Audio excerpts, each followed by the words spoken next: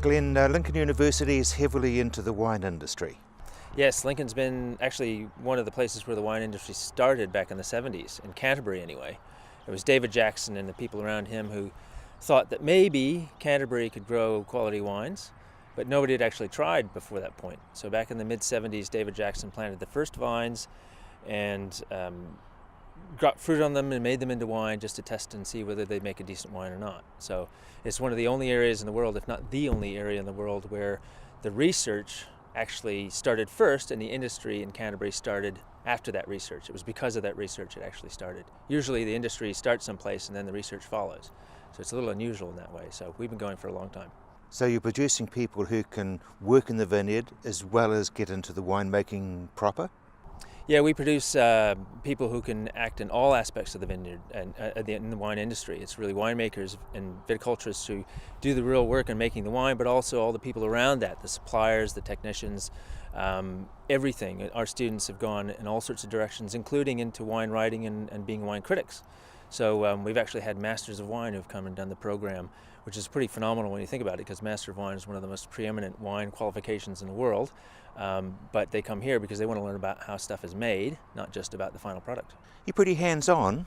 Yeah, we try to make this program as hands-on as we can. We have quite a limitation in terms of the amount of time versus the amount of information that people need to really get. So we try to make sure that there are linkages between our lectures, and we do that in our laboratory programs. For example, in this vineyard, we assign a pair of students to a row, and it's their job basically to look after those grapes, get them ready for harvest, make a winemaking plan, and then take it all the way through into a bottle. And at the end of the academic year, we have a bit of a tasting, and people will taste the wines blind, so they don't know who made them, and they'll critique them, and they'll say what's good and bad about them, and then eventually somebody will own up to the wine and say, this is my wine, and these are the issues we had making this wine. This is how we corrected the mistakes we made, and this is what we wished we'd made versus what we actually made. And it's really really instructive. And of course this industry is very subject to climate. Yeah, season is really important in winemaking. It's one of those things that as a farmer, any farmer, you have to deal with what's given to you. And so we have no control over the weather. So really what our program is about is trying to say to students, okay, you need to know how the grapevine responds to the environment in order to best manage it. And so that's really what we're trying to do. And that's dealing with things like changes in the weather, hot seasons, cold seasons, wet seasons, early frosts, late frosts. The best way to deal with these things is by knowing what the vine does, and then how to deal with the fruit once it comes into the winery. Now you're also doing research. What are you up to there? Yeah, my research program is really centered around changes we make in the vineyard and then how that affects the final product. So my research trials start in the vineyard and they actually finish in the bottle. And we've done a lot of studies where we've changed the grape environment through the use of reflective mulches to try to change the light environment coming back up to the grapes from the ground. We've done lots of leaf removal type treatments and shoot trimming type treatments. Just over behind us, the vines that have the net on them are part of a rootstock trial that's been running for 10 years.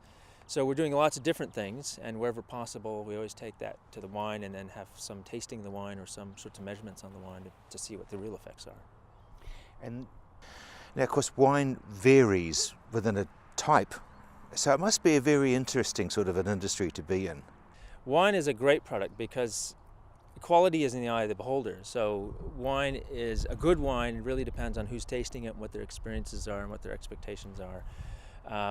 And there's so much variety in different types of grapes, and then even within a type of grape, there's different wine styles that can be made from it. So it's really a very broad palette, and that's why I think winemaking is still, it's part science, but it's really a lot of art. It's up to the grape grower and the winemaker to make the grape and then make the wine that they think is best for those grapes, and then hopefully to find a consumer that wants to buy it and enjoy it again and again. Because as an industry, there'll be lots of jobs for people finishing your course. Yeah, the job market is still pretty dynamic. There's an increased need for people who really understand how grapevines grow and react to the environment, and then also how to deal with grapes when they come into the winery to make the desired wines that people want. So our program is aimed at trying to give people the skills and the knowledge base to be able to do that. And our students have ended up all over around the world, working in hot climates, cool climates, and challenging climates. And it's very gratifying to see how they've been doing around the world as they grow and mature into their own unique winemaking style. And of course, they put their personalities into their wines. That's why winemaking is really much of an art, because the standard practices, students will graduate with all of their academic learning and the practical stuff that they learn here, and then the real learning process begins when they go out into industry and they start working in vintages. Many times students will hemisphere hop, so in order to get more experience in a tighter time frame, they'll do a vintage in New Zealand, and then they'll go up to the northern hemisphere and do a vintage there, and they'll hop around back and forth for a number of years to get the experience in different environments, different grape varieties, different styles of winemaking.